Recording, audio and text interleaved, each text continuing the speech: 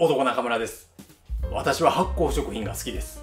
発酵食品は微生物の力で人間では出せないような味が出るから面白いですよね。もちろん失敗して腐らせるっていうリスクはあるんですけど、成功してうまいこと言ったらものすごい嬉しいじゃないですか。出来上がった発酵食品の味は嬉しさもプラスされて味以上の満足感があるんですよ。一口に発酵食品といっても発酵期間が短いものから長いものまであります。最近ご紹介したしば漬けは発酵期間が3、4日でしたね。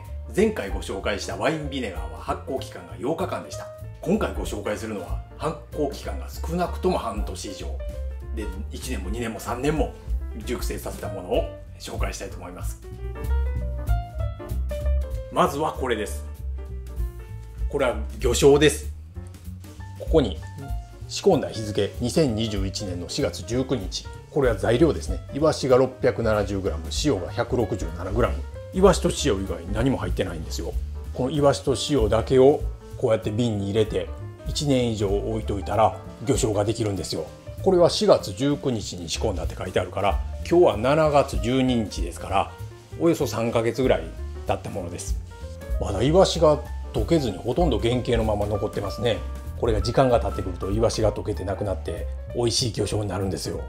魚醤について詳しくはこちらの動画をご覧ください。この動画ではこれを3年以上熟成させたものが出てきます。次はこれです。これはお味噌なんですけど、これはもう3年以上熟成させてます。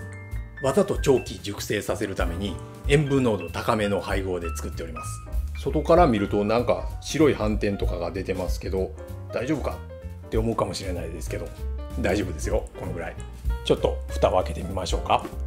中はこんなになってます。お味噌が直接空気に触れないようにラップを貼ってます。いい色してるでしょ。ちょっと味見してみましょうか。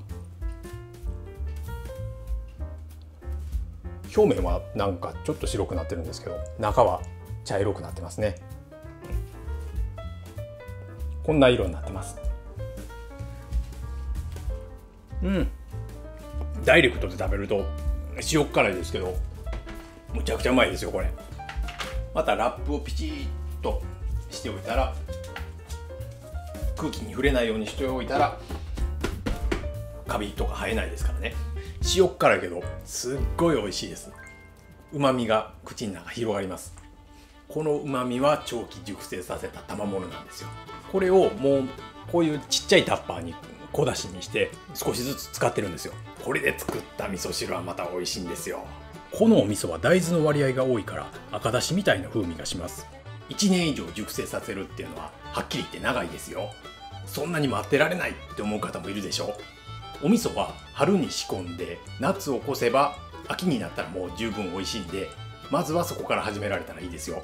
発酵期間が長いものは基本的に仕込んでからずーっと放置してたらいいですから、一度仕込んでしまってもうその存在を忘れるぐらいがちょうどいいですね。お味噌とかは途中で天地返しした方がいいとか言いますけど、確かにその通りなんですけど、私は天地返しをしません。その理由はめんどくさいからです。天地返ししなくても1年以上置いといたら十分美味しくなりますよ。次はこれです。これは2014年につけた梅干しです。その2014年の当時に梅干しを3年以上熟成させたらすごくまろやかになって美味しいっていう話をどっかで聞きまして、実際2014年から15、16、17と3年熟成させて食べてみたんですよ。2017年に。その時の感想はですね、いまいちでした。出来たての梅干しはしその香りと梅の香りがフレッシュでパーッと華やかな香りがして美味しいと感じるんですけど、3年熟成させたものはなんかまろやかではあったけども香りがあんまりしなくて、私はあんまり満足しませんでした。そのまんま月日が経ってもう7年ものになってしまいました。では改めてこの7年経った梅干しを食べてみましょう。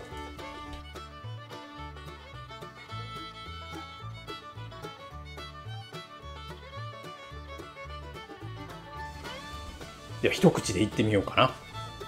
しそと一緒に。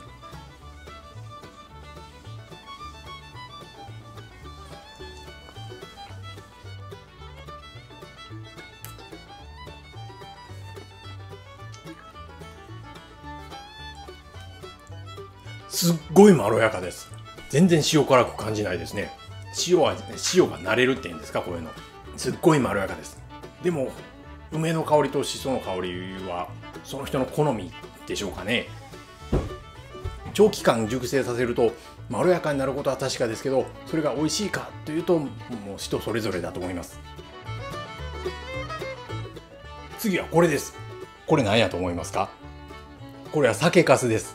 4年以上押し入れで放置してあったんですよ。押し入れの整理してたら出てきました。酒粕ってご存知の通り白いもんなんですけど、4年の熟成を経てちょっと茶色くなってますよね。最初はこの容器に満タン入れてたんですけど、隙間が空いてるでしょ。水分が蒸発したんですかね。酒粕って上手に置いとくと常温でも腐らないんですよ。酒粕を熟成させてどうするかっていうと、特に何の目的もなかったんですよ。これを仕込んだ当時は家に酒粕がたくさんあって、酒粕の処理に困ってたから、とりあえずなんか容器に入れて熟成させようって思ったんですよ。それで何の目的もなく4年以上熟成してこんなになりました。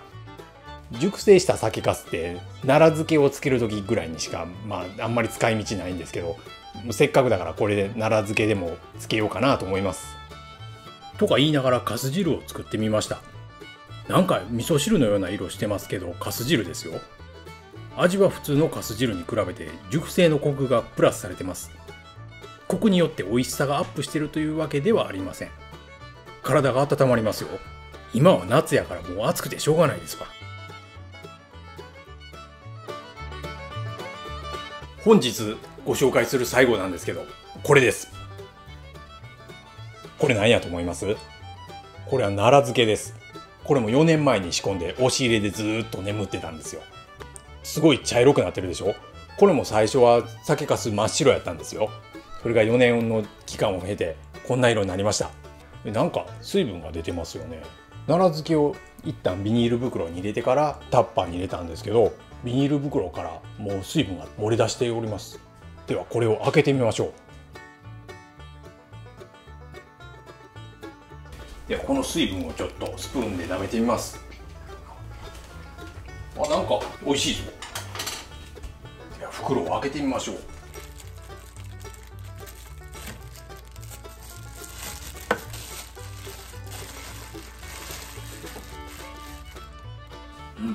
めっちゃ奈良漬けの匂い。どうなってんの？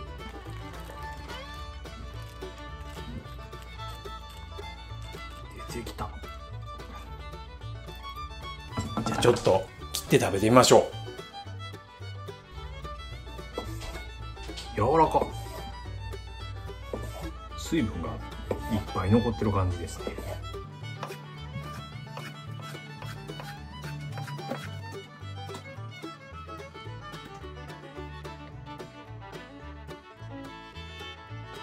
お皿に盛ってみました。ではいただきます。